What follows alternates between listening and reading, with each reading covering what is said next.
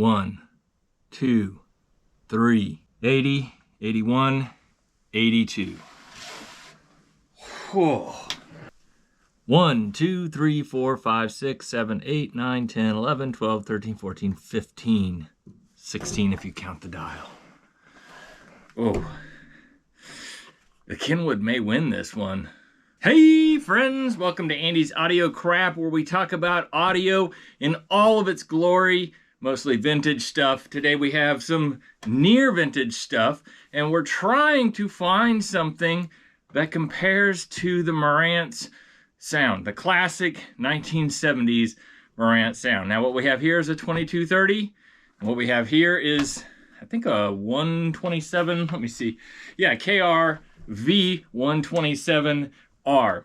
Now I picked this one up primarily because it has a button count that's astronomical, and I wanted to see if price per button, well, not even price per button, but performance per button versus performance per button, or you get it. It's just an astronomical amount of buttons on this thing. And it was just comical to actually get one in and play with it. Most of these buttons are there just to be there. They're not really doing much of anything but being a button. All right, let's roll into it and compare these guys. Hey, actually stay tuned to the end of the video. I'm gonna let you hear both of the amplifiers side by side, kind of just in series, not literally. You get the point.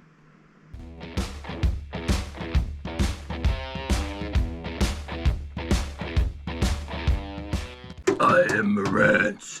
I am the contender. I will win. Da, da, da. Oh.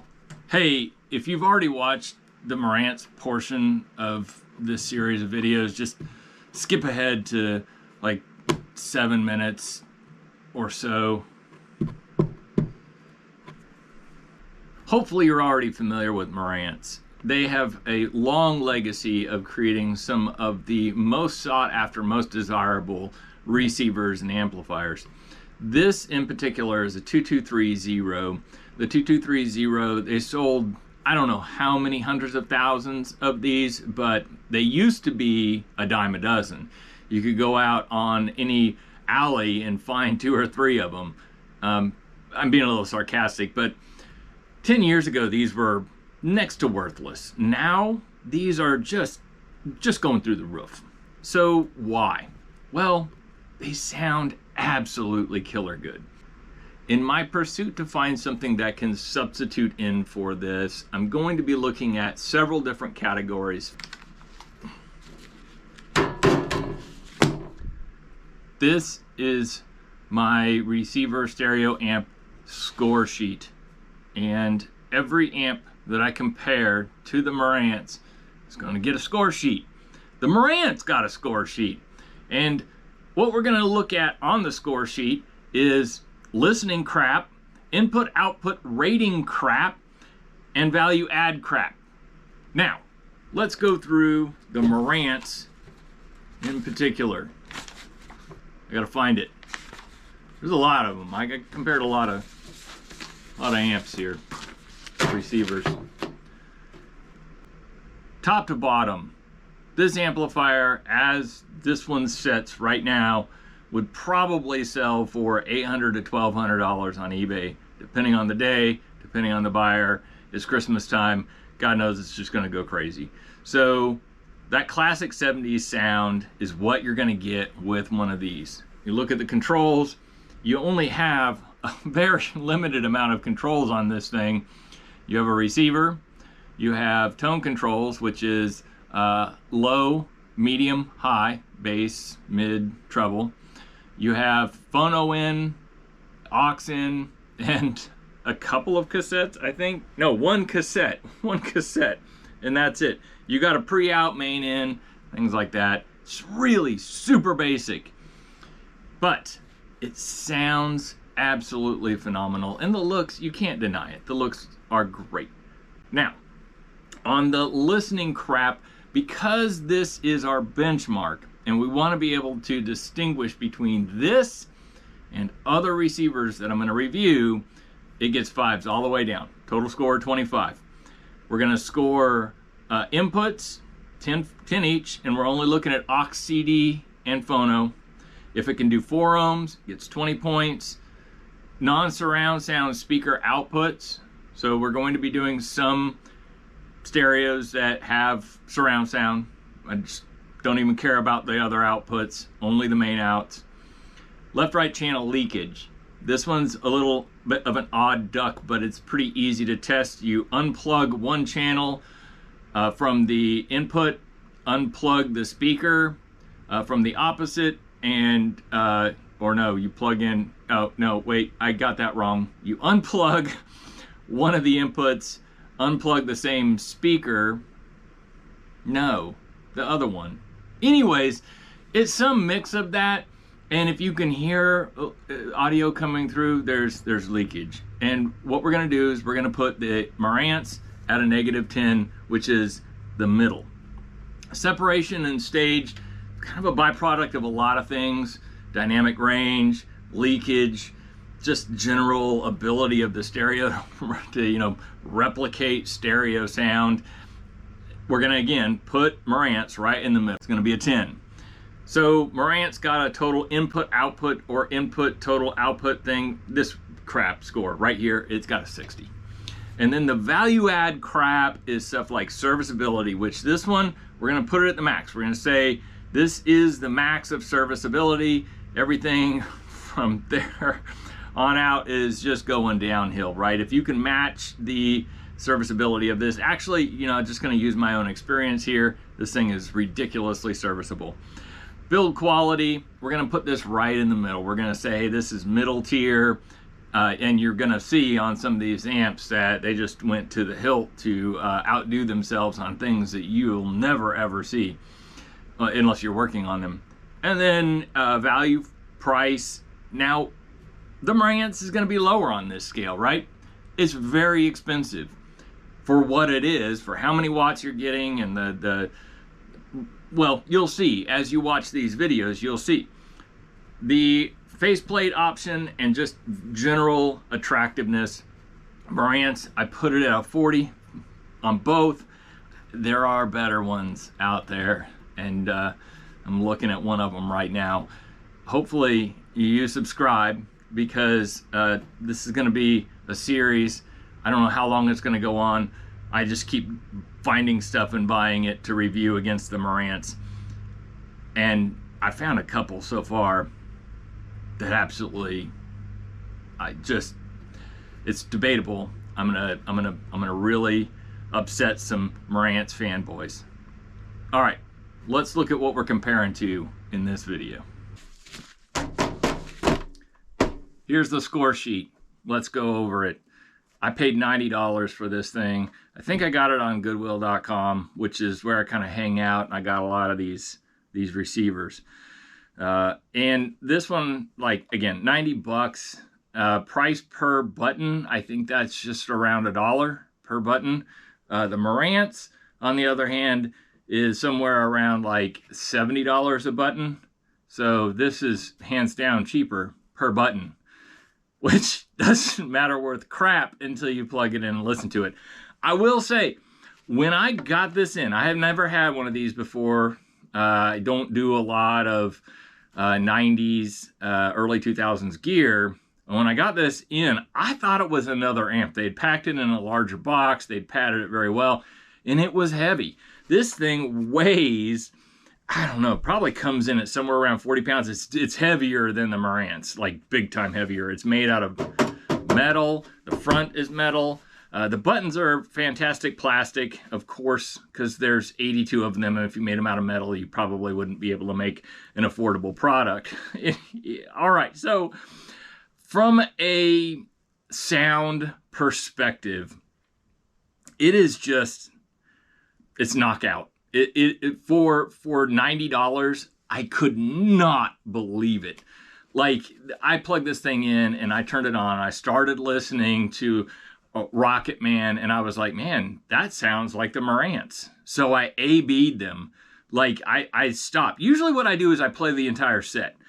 and then do the other set. And I had, after playing the set through on each one of them, I stopped and I was like, all right, Rocket Man, Take 5, and Guitars and Cadillacs.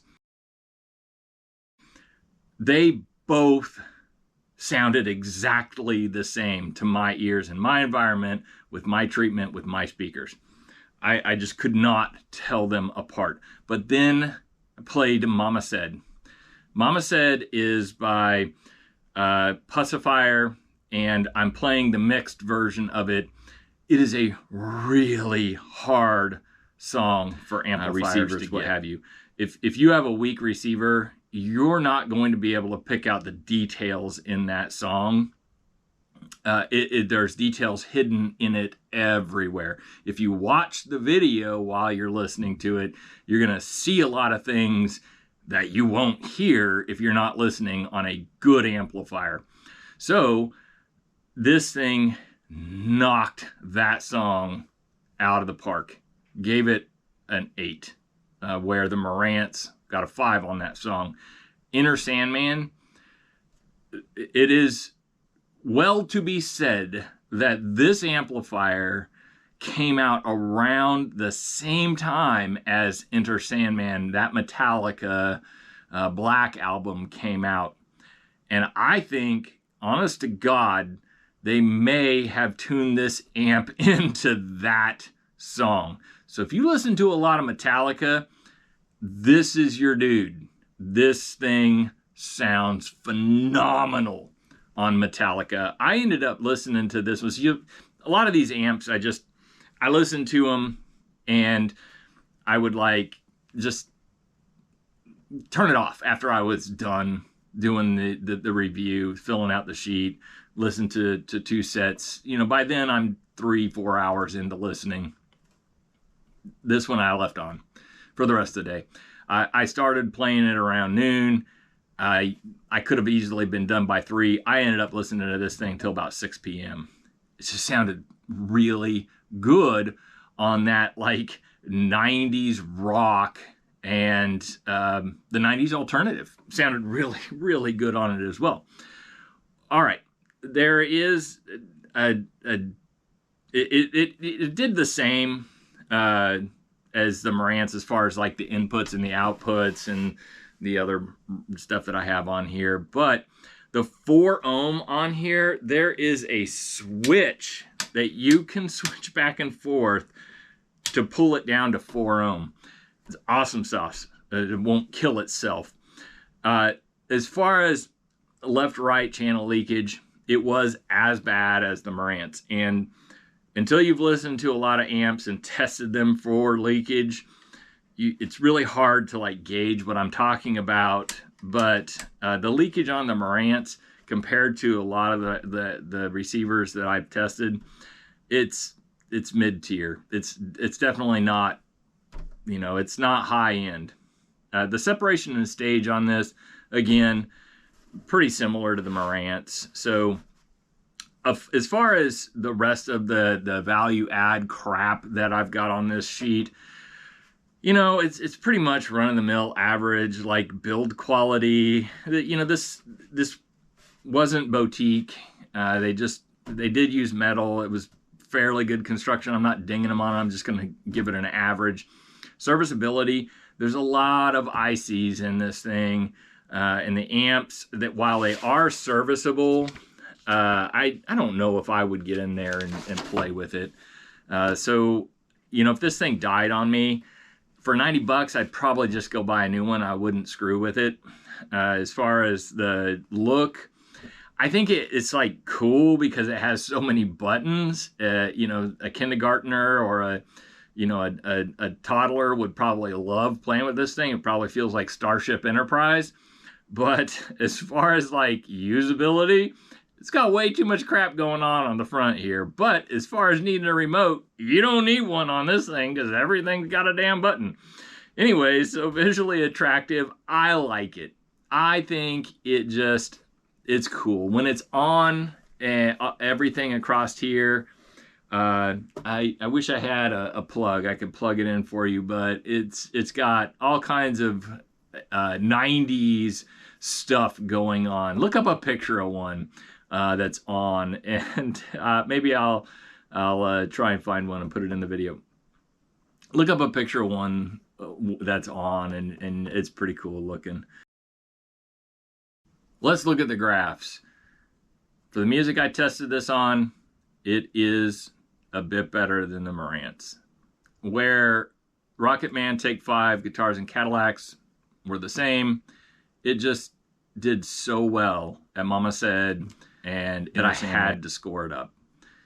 As far as the rest of the crap that we scored on, it didn't do better than the Marantz. It's not equal in that manner. If you are after just purely the sound, this really is potentially a good substitute for the Marantz. On my Krapp scoring, I scored this higher than the Marantz. I could potentially look away while this is playing, and I could put like a paper bag over it while it's playing and be completely satisfied. And that's all I got to say about that. Here are the video clips or the audio clips. Please like and subscribe. Thanks for watching. Have a super good day.